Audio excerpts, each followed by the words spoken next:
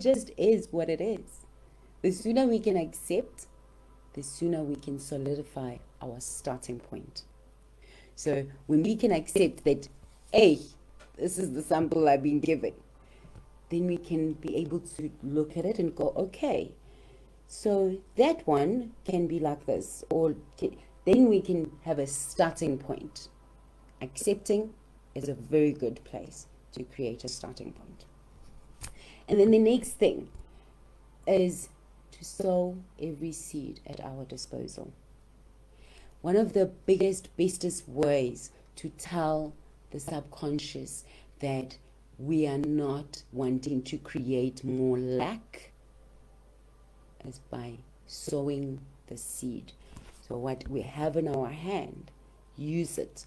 Give of what you have, so that you are basically sending a message that's saying, on some level, I am balling, boy. I'm able to just like dole this out, no matter what it is. It can be that really the only thing that you can give is your time.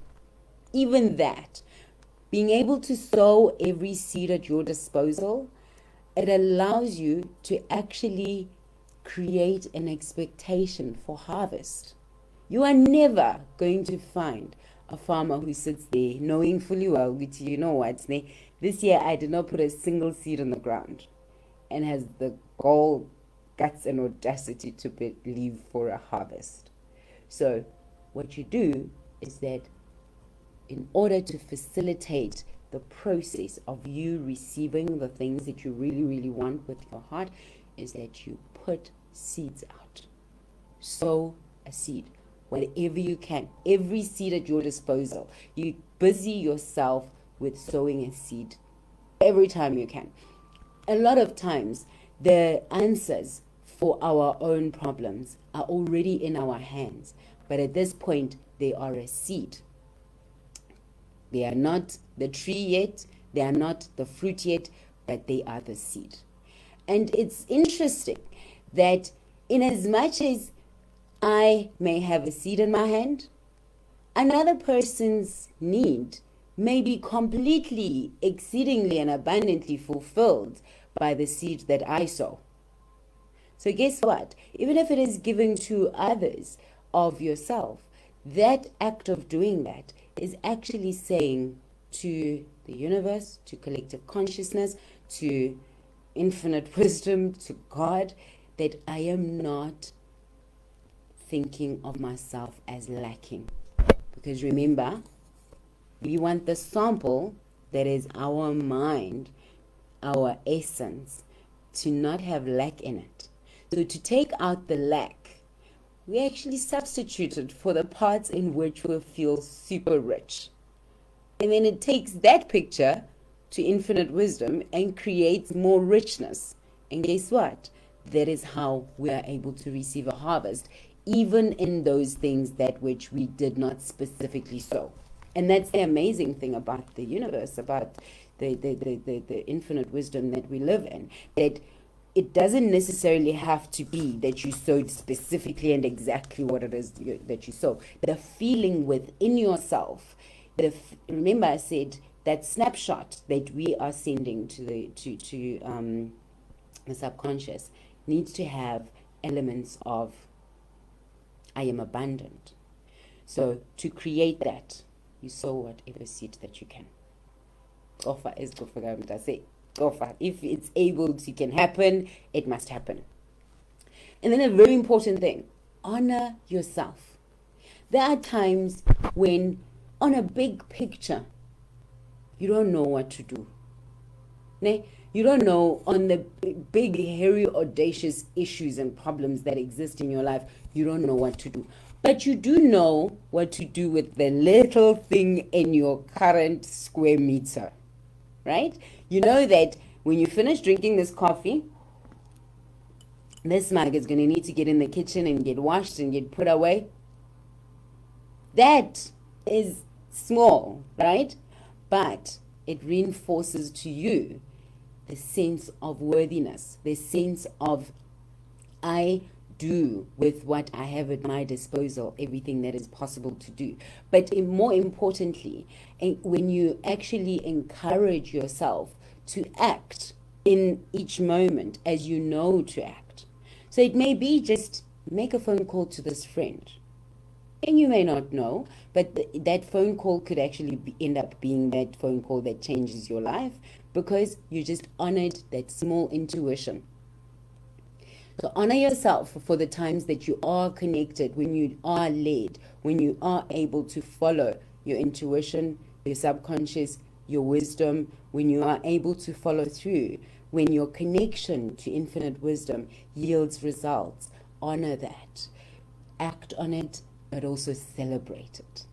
To encourage yourself to act and do the right things, you must appreciate and celebrate the times that you've been able to coin those really, really good samples. When there's been that moment where you're just, when the moment has taken you to just say a few words of gratitude. Like, you may not necessarily be in a space where your mind and all your faculties are really allowing you the luxury of having a protracted morning routine where you're going to have this journaling experience, and then you're going to have a gratitude journal that you write in, and then you're going to follow through with all of that every single day and have rituals around it. But when it drops in your heart, when it happens that you have a feeling that says, how beautiful is this? Honor that, because that is adding that beauty into your snapshot that you are sending to the universe to create more of that in your life. We are forever and always coining little samples to connect to infinite wisdom. The more we make these connections and see the results, the more refined our ability to connect becomes. So when your intuition or your inner wisdom speaks to you, don't hesitate. Do that thing. How do you think seeds know how to grow? You take this little seed, you go put it in the ground. It knows that, okay, after I've been wet for 3 days, I'm supposed to crack on the one end. So it just cracks open a little bit. And then, ning ning, it's been sitting there with this open crack, a little bit of water is coming in, a little bit of sun is coming in, and then now it starts to feel, hey man, there's a green thing just coming out, and it's making out its first root. We are like that too. We are just complicated trees with complicated emotions, but we actually are just seeds as well. So, as a matter of fact, the soil is always growing things. Collective consciousness is already always growing things. Infinite wisdom is always growing things. But how it actually will help you is when as you get intuition, as you get that still small voice inside that says, write this down. Call this friend. Sweep the house. Iron the special suit that you would normally wear to special meetings. You do those things little by little. Those things put you in a state of readiness. The state of readiness for miracles is a series of steps that you take to listen to your intuition, to listen to your inner wisdom, and do those things. And each and every time that you do that, it grows your ability. So the instructions may start as something very small when you can hear. And I mean, you can hear these things in your dreams as well. If you want to know more about that, you go ahead and just make a comment, and I'll send you a link to Robin Banks's teachings around that. But it's about connecting to infinite wisdom and then growing that connection, growing our ability to hear those instructions as they come. Here's a very important one. Set a vision. We all talk about setting goals and I want to encourage you. Goals are what we decide in our minds, and they're often informed by external factors. Like we might have, the Kardashians, and we're like, okay, cool, looks nice. I'd love to have a house like that. And then now we write a list of goals. I want to be this by 32, this by 35, what, and we write all these goals. But the thing about it is that they don't follow the same pattern of what the universe follows when it actually takes out a sample of what we are creating. So a vision, and in fact I'll go as far as to say a heart vision, and there's a video of this on my YouTube channel. A heart vision is when you are able to craft a coherent picture which has got all the elements that go into creating that sample of what you want. So in order to reach things like that, the vision actually holds the vibration of your heart energy, and to make it happen, it looks at the things that go, the details that go into that, the feelings that you have about it, the pictures in your mind that you've got about it, the sensations that it rises in your body about it, and all of that. So it becomes a much more richer way of creating a life, of creating things in your life.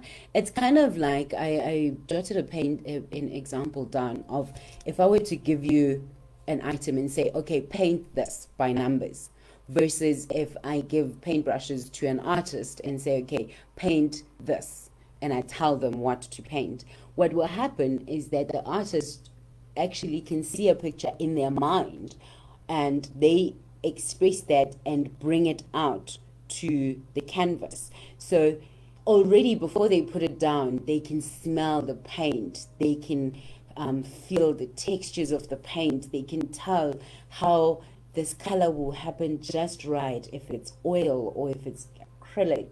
They can feel what the texture of the canvas will be, what kind of heat they will need to employ, and all of that. It becomes a much richer thing than just a list of goals that you put down. And I mean, the other thing about goals is that a lot of times we set goals that can create stress, because they make us focus on wanting to be over there instead of here.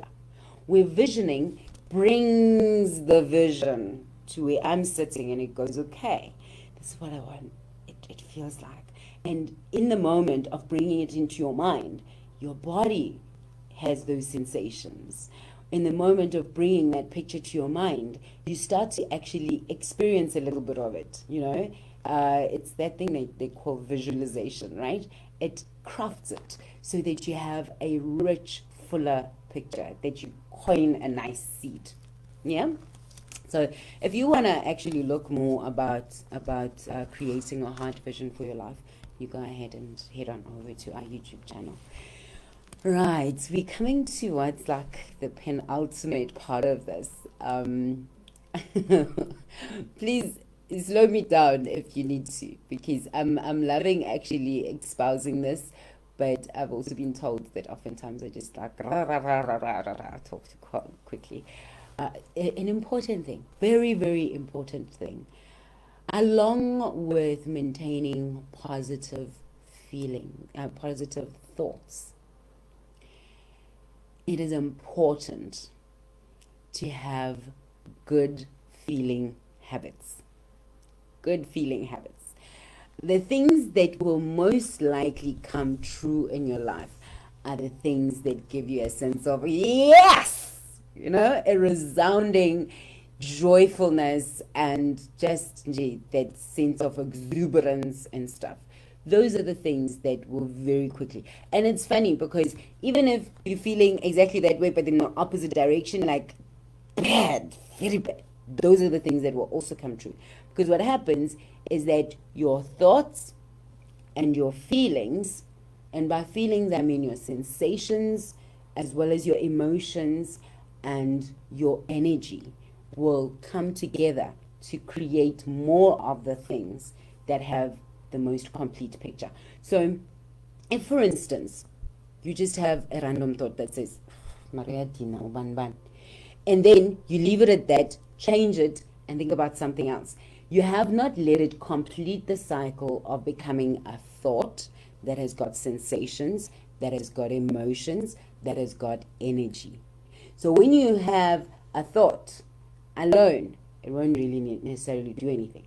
But if that thought inspires a feeling, a sensation, remember now, it's mind, body, sensations of body, and then emotions, your heart, and then your energy, that is your entire essence.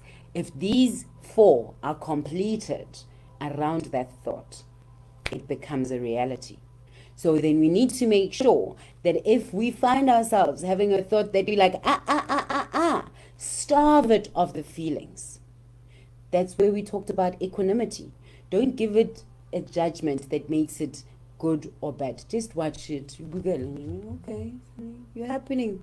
Okay. Well, now. And let it go. But if you grab it and dress it up with sensations and feelings and energy, it becomes a reality. So let's practice good feeling habits. Quick things to do to practice good feeling habits. Honor good qualities in others. You know, the qualities that you want to embody, the qualities that inspire you, honor those. Because your subconscious mind does not know that when you say, oh, she's amazing, she's brilliant, she's confident, she's inspiring, that you're not talking about yourself. Everything that you are aware of is part of your awareness. And everything that is part of your awareness is part of who you are.